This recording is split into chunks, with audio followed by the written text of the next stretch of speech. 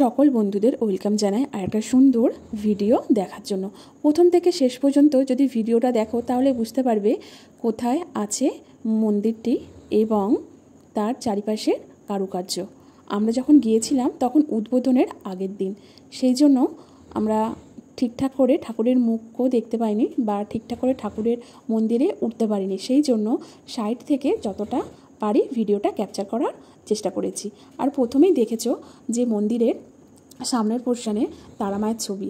তারামায়ের ছবিটাকে এত সুন্দরভাবে শিল্পী বানিয়েছে এবং তুলির টানে সুন্দর করে রং করেছে, যেন মনে হচ্ছে তারামা তার অধিষ্ঠানে তার জায়গাতে প্রতিষ্ঠিত আছে।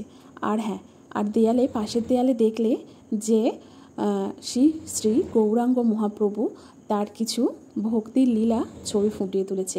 আর পিছন দিকে নরসিংহ মূর্তি। আর হ্যাঁ, বলাই তো হলো না মন্দিরটি কোথায় আছে। মন্দিরটি আছে হুগলি সীতাপুর ডিঙ্গেলহাটি গ্রামে। আর হ্যাঁ, মন্দিরের যে সব থেকে ওপরে দেখতে পাচ্ছ গঙ্গা মা আছে, লক্ষ্মী, সরস্বতী, মনসা, কালী ও নরসিংহ মূর্তি। সত্যি নরসিংহ মূর্তিটা খুব সুন্দর লাগছে দেখতে।